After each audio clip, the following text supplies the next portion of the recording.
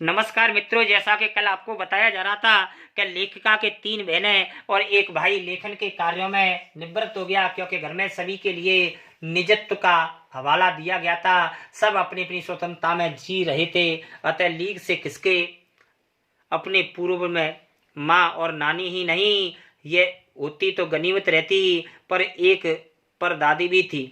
उन्हें कतार से बाहर रखने का शौक था। उन्होंने व्रत लिया, अगर खुदा के फजल से माने दया से उनके पास कभी 2 से ज़्यादा धोतियाँ होंगी तो वे तीसरा क्या कर देंगी, दान कर देंगी। क्योंकि जैन समाज में अपरिग्रह माने ज़्यादा संग्रह करने की सनक बिरादरी बाहर हरकत मानी जाती थी, इसलिए वहाँ तक तो ठीक था।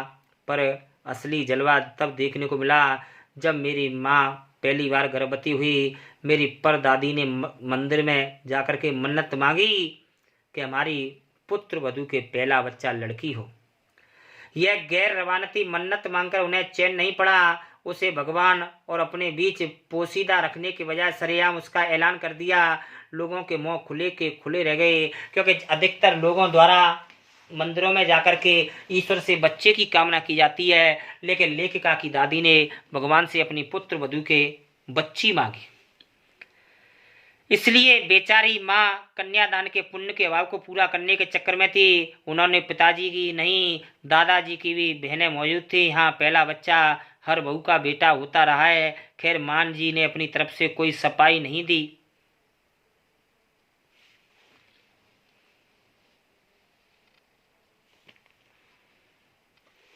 बल्कि बदस्तूर मंदिर जाकर मन्नत दोहराई, लेकिन फिर भी बदस्तूर माने नियम से, जो दादी के द्वारा जो नियम बनाया गया था उसी नियम को वह पूरा करती रही। पूरा नुक्कड़ गांव जानता था नकुड़ के माँ जी का भगवान के साथ सीधा सीधा तार हुआ करता है। बेतार का तार इधर वह खींचती है, उधर से टन से तथास्तु बजता है। मेरी दादी तो लंबा मर्तबा ही तैयार हो चुका था कि गोद में खेलेगी तो मौत पोती। पर माँ जी की आरजू इस कदर रंग लाई कि उन्हें भी गुमान न रहोगा, माने उन्हें भी इस बात का घमंड न रहा होगा कि ये क्या हो रहा है, क्या नहीं हो रहा है। लड़की की गैर वाजिब जुस्तजू सुन भगवान कुछ में ऐसी अपराध तफरी हुई कि एक न पूरी 5 कन्या एक के बाद धरती पर उतार दी। भगवान को क्या कहें, माँ जी के सामने तो नामी चोर भी अफरा तफरी में ही आते हैं। माँ जी और चोर, नामी चोर का किस्सा होश संभालने के बाद मैंने कई बार सुना। चोर की दीदार की कुछ नसीबी भी उनके हाथ आई। हुआ एक दिन के घर में शादी थी।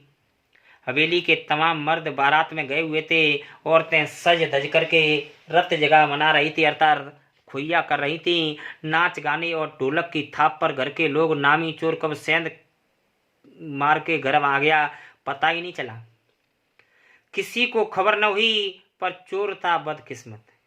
जिस कमरे में घुसा उसमें माँ की सोई हुई थी। माँ जी माने दादी।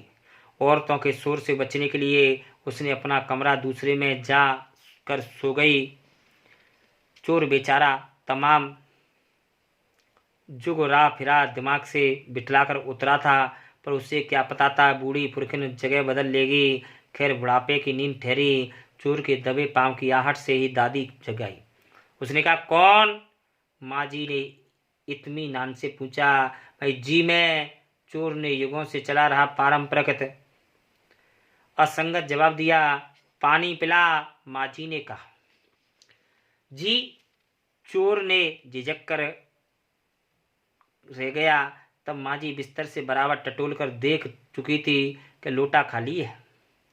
ऐसा कर उसने कहा, यह लोटा ले, कुएं से पानी वल्ला पर देख, कपड़ा कसकर बांधे रखियो, तरीके से छानिए, बाकी पानी भैया छान के लियो।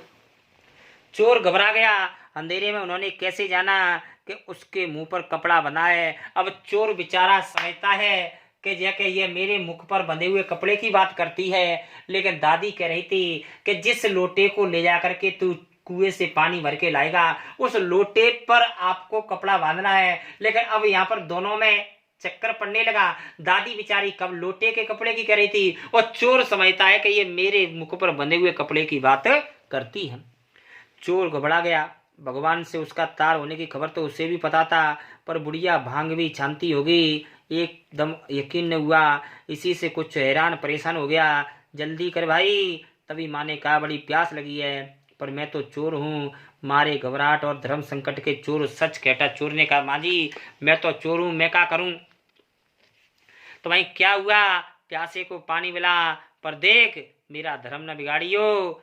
लोटे के मुंह से कपड़ा ना उठाइयो, हाथ रगड़ कर धो लीजियो, पानी कपड़े से छान कर भरियो। बाने कही, कपड़ा ते जेके छान के ही पानी भरियो बेटा, वैसे पानी मते भरियो। अब आपको नेक्स्ट वीडियो में कराया जाएगा। तब तक के लिए नमस्कार।